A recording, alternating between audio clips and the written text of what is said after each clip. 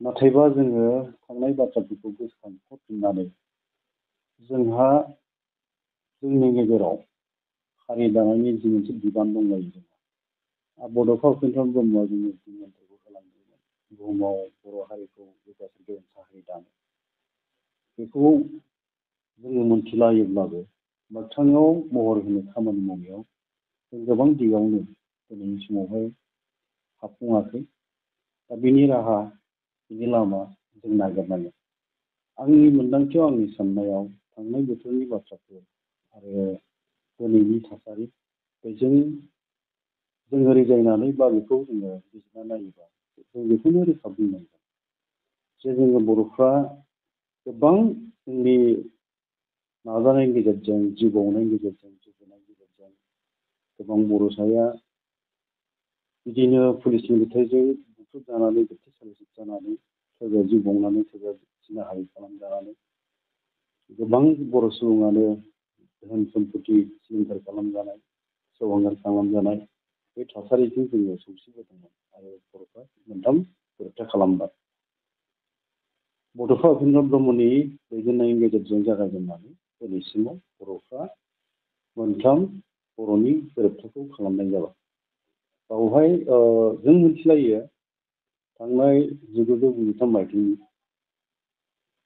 21 फेब्रुवारिनि बावहाय BSc गोरोबथाखौ खालामनाय जादों नैथि गोरोबथाखौ खालामदोंमोन भारत सरकार आसाम सरकार आरो टटाल लिबारेसन टाइगारनि गेजेराव बे 2003 मायथाइनि 10 फेब्रुवारियाव जादोंमोन बेयो आरो लोगोसे नैबेखौ दा जों बुंनांगोन थांनाय 2020 मायथाइनि 27 जानुवारिमोन बावहाय बर'नि थामथि गोजोन गोरोबथा बेखौ जोङो ट्राइबल फरायसा आफादनि बर' बिथां दानि बिटिआरनि चिफ बिथांनि दैदेननायनि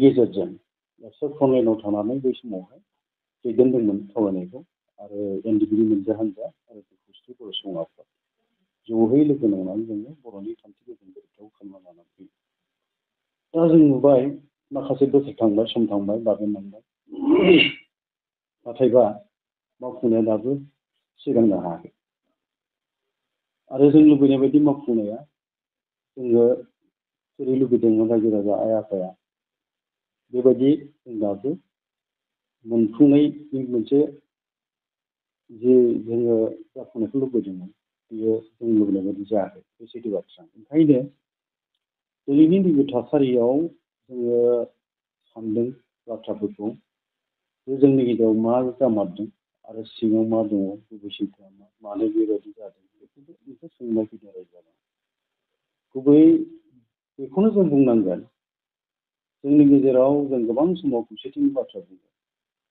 गिदिर गिदिर बाथ्रा बुङो हारि दानायनि माहारि दानायनि बेनि गेजेरावबो नाथाय बुंनायल' जाबोदों मोगथां खामानि मावनायाव जोङो महर होनो हायाखै गोबां दिगावनो जोङो जोंनि गेजेराव फारागफोरखौ जोङो गोथौ रोदा सुनाय बायदि नुयो बबेबा मोनसे आयदाफोरखौ लानानै रायज्लायनाय समफ्राव बा जोंनि खामानि मावनाय सिगांनायफ्राव मोजां मोननाय गाज्रि मोननाय गावनि मोजां मोननायजों सोरबाया खामानि मावनो नाजायो गुबुननि मोजां मोननायखौ आजावनो गनायनो थियारि जाया बे रोखोमबो जों नुयो दा ओंखायनो गासैबो फारागफोरखौ जों बोरै फोजोबनो हायो फारागआथ' दं जोंनि गेजेराव आरो माहारि आफाद गोबां थाबाय थागोनबो जोंनि राव हारिमु थुनलाइफोरखौ सोलोंथाइनि दिगाव जों दावगानांगौबा जोंनि गेजेराव बर' थुनलाइ आफाद दुलाराय बर' फरायसा आफाद खौसेथि बर' सुबुं आफाद दुलाराय बर' आइजो अनसाय आफाद आरो बर'नि माहारि गौथुमफोर ज' जानानै जोंहा मावाब्ला जेबो राहा दं बायदि आं नुहुरा ओंखायनो ज'आ बोरै जानो हायो बेनि मेकानिजम बेनि लामाजों दिहुननांगोन अब्लासो जोङो जोंनि जि मोनसे साननाय बेखौ बिथा खालामनानै मावफुंनाया मोनसे ओंथि गोनां जागोन बायदि नुहुरनाय जायो आङो नैबेखौ बुंनो लुबैगोन जे बिटिआर गोरोबथानि जि दफाफोर दंमोन जों मोनबोदों आरो बे बिटिआर दफानि गेजेरजोंनो गोरोबथानि दफाफोरनि गेजेराव जोंनि बर' कसारि अट'नमास काउन्सिलनि जि मोनसे दफा दंमोन बे दाफुंजाफैदों दाफुंजादोंबाबो बेखौबो दाबो सोरखारा आबुङै दाफुंनानै होनायाव गोबाव खालामदों बे सैथो बाथ्रा जोङो नाजाबाय थादों खौसेथि बर' सुबुं आफादा नाजादों, बोराय बर' फरायसा आफादा नाजादों, जों नाजानायदों। अब्लाबो जों लुबैनाय बायदि जायाखै। फैगासिनो थानाय नै दा सोलिबाय थानाय जानुवारि दाननि 27 अक्ट' मोनोब्लानो जोंनि गोरोबथा बिथार गोरोबथाया 3 बोसोराव आगान होनाया बे आबुं जासिगोन। नाथाय आं सानदों बर' कसारि अट'नमास काउन्सिला मोनसे सेटेल अट'नमास काउन्सिल बिटिसिनि बायजोआव बा बिटिआरनि बायजोआव दुब्रिनिफ्राय सौदियासिम आरो बराक बिलोखौ सरजाबफानानै जोंनि बर' कसारि अनसाइ गावहां खुंथायाव दानानै होदों सोरखारा। दा बेनि खामानिखौबो जों मावदोंब्लाबो जों रायजो राजाया लुबैनायब्ला जों लुबैनाय बायदि जायाखै। जेरै गामि फोसावनाय दाबो जायाखै। गामिखौ फोसावोखाय बियाब दानो हानाय जायाखै। आरो जोङो गामि फोसावनायनि उनावसो जेराव बियाब दायो। बियाब दाखांनायनि उनावसो बिसायख'थिखौ जोङो बिहैनो हायोबा खुंहैनो हायो। बिसिम जों दाबो थांनो हायाखै।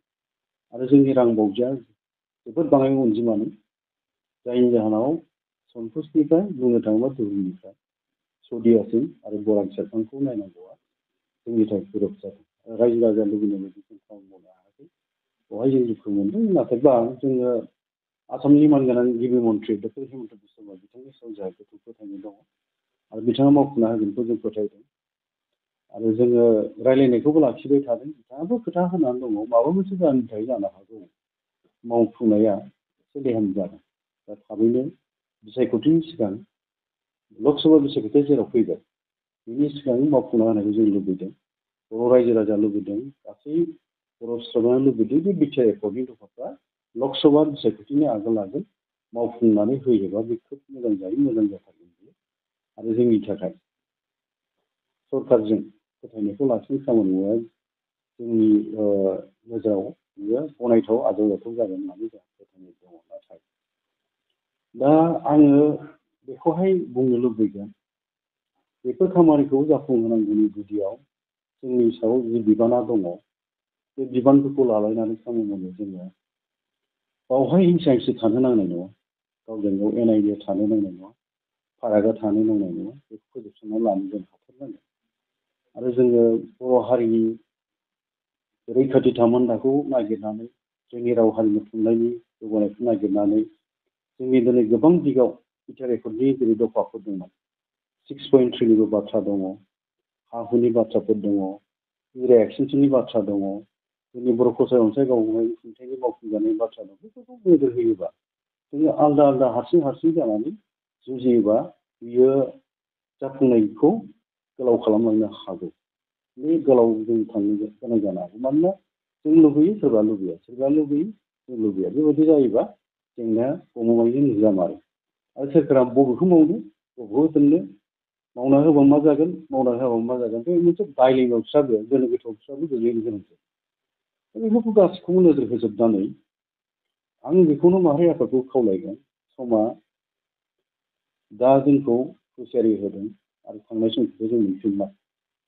बे समावनो सम थानायावनो जोङो खौसे जानानै खामानि मावनांगोन। मानोना सैथो बाथ्राखौ जों बयबो मिथिगौ, समा मोनसे दैथुन बे रावखौ नेनानै थाया। इंराजियाव ओरैहाय बेखौ बुंदों मा, lost time never be again. बे सैथो बाथ्रा। आरो बुंबावनाय जादों, time and tide does not wait for none. बे बाथ्राया बे सैथो बाथ्रा। दा बेफोरखौ जोङो मोनथिलायोबाबो जों खामानि मावनायाव बाहायनो रोङा। जायनि जाहोनाव जोङो जि मोनसे मोजां फिथाइ मोननांगौ बेनिफ्राय जों गोजान जानानै थानो गोनां जायो। जोङो फेलें जानायखौ गनायनानै लानो गोनां जायो। दा ओंखायनो आङो बेखौ नुदों जे जोंनि गेजेराव थाबैनो बर'नि माहारि आफादफ्रा ज' जाना सावरायनांगौ आरो थांखि लानांगौ। थि समाव थि थांखि लानानै जों ज' जानानै जों खामानि मावनांगोन। आरो नङाबा जोंनि इयुना जों लुबैनाय बायदि जों जेराव गोजोनखौ हास्थायदों, गोजोन खौसेजों रायजो जानो साननाय, बेफोर गासिबो आद्रि जालांगोन नोंनि लामायाव।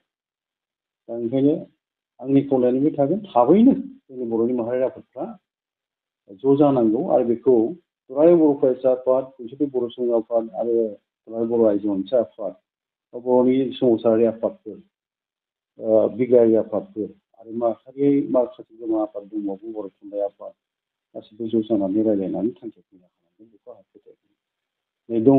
आरो थाबैनो बेयो मोगथां महर होनानै जों खामानि मावनो हायोबा बेवहाय देरहानायखौ जों मिजिं लानो हागोन। ओंखायनो बिसायख'थिनि सिगां सिगां जोङो बे खामानिफोरखौ मोगथां महर होनायनि दा हाबा मावनांगौ आंहा बे साननाय बा आंनि मोनसे खावलायनो लुबैनाय बे थाबाय गासै बर'नि माहारि आफादा ज' जानानै खामानि मावनांगौ मानोना जोङो गोरलैयैनो बयबो बुङो मोनथियो इउनाइटेड वे स्टेन्ड डिभाइडेड वे फल होननाय बाथ्राफ्रा नंखाय नङा आरो दा बेखायनो जोङो जेराव इउनाइटेड वे स्टेन्ड होनना मिथिखायो बेवहाय गावसोरनि बाथ्रा जों मालाबाबो साननोबो हाया हारि दानायनि जि आद्रा थांखि मिजिं सिमां दङ बड'फानि सिमां बड'फानि थांखि बड'फानि नोजोर सानस्रि बेखौ जोंहा आबुं महर होनांगौआ जोंनिबो बिबान दा ओंखायनो जोङो खौसेयै नाजालांबाय थानो जुजिनांगोन आरो जुजिनाया जोंना गोलाव दंबावो गोलाव लामाजों हान्थिबावनांगोन आंनि मोन्दांथियाव दा बे बाथ्राफोरखौनो आङो दिनैनि खौरां मेलनि गेजेरजों नोंथांमोननि गेजेरजों आङो गासै बर'नि माहारि आफादफोरखौ बर' सुबुंफोरखौ खौसे जानानै खालामनो थाखाय खावलायहरनाय